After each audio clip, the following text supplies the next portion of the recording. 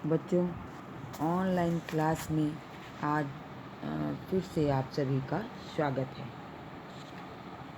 कक्षा 8वीं के भारत की खोज के अध्याय 2 तलाश का पाठ 4 भारत माता का आज हम अध्ययन करेंगे।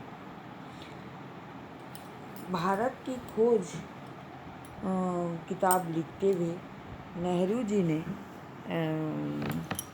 गांव के लोगों को भारत से अवगत कराया, भारत देश से अवगत कराया। नेहरू जी सभी भारतीय किसानों को, जैसा कि आप लोगों को पता ही है कि भारत गांव का देश था। भारत की 75% जनता गांव में ही निवास करती थी और खेती किसानी का काम करती थी। तब नेहरू जी भारतीय किसानों को यह संदेश देना चाहते थे कि भारत एक महान देश है और अब हम इस महान देश के ही हिस्से हैं और इसके बारे में, इसकी महत्ता को हमें समझना होगा। वे जब भी किसी सभा में जाते और वहाँ की जनता को संबोधित करते होते तो वह कहते कि हम इस विशाल भारत देश की स्वतंत्रता के लिए संघर्ष कर रहे हैं। हम कई राज्य अलग अलग हिस्सों में भिन्न भिन्न होते हुए भी हम एक हैं और इस सभी का नाम है भारत, अर्थात हमारा भारत देश एक ही है। और वे किसानों को उनकी समस्याओं से अवगत कराते, क्योंकि किसानों उस समय गरीबी, कर्ज, निहित स्वार्थ, जमींदार, महाजन, भारी लगान और कर, पुलिस के अत्याचार आदि समस्याओं से जूझ रहे थे। और उस समय भारत अंग्रेज़ों के अधीन था, तो वो विदेशी हुकूमत से भी प्रताड़ित हो रहे थे।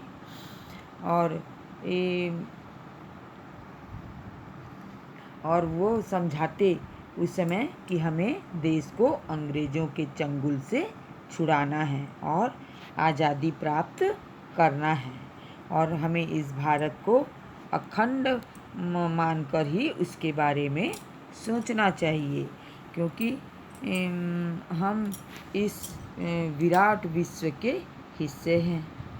और भारत वो जब देखते हैं कि गांव के लोगों को प्राचीन महाकाव्यों, प्राचीन गाथाओं और दंत कथाओं और आदि कितनी लोक कथाओं की बहुत जानकारी वे रखते थे।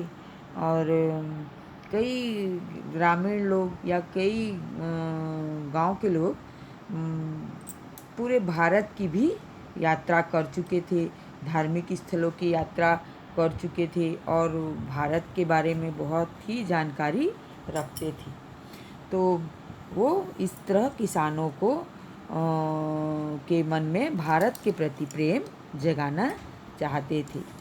और जब भी वे किसी सभा में जाते, भारत माता की जय सुनकर वे खुश हो जाते थे और उन्हें वो समझाते थे कि भारत माता हमारी धरती है और यहाँ की मिट्टी किसी गांव, जिले, राज्य के टुकड़ों में नहीं बल्कि पूरे भारत की है। और यहाँ की पहाड़, नदियाँ, जंगल और यहाँ के खेत और यहाँ की सबसे प्रमुख भारत की जनता, सभी हम सब एक हैं, हम सब एक भारत के ही निवासी हैं और इसलिए हम अलग अलग नहीं हैं, हम इसी भारत के ही हिस्से हैं। इस प्रकार यह विचार उस समय गांव के लोगों को के मन में दिलो दिमाग में बैठ जाता था और उनकी आँखें चमकने लगती थी, मानो महान खोज कर ली है।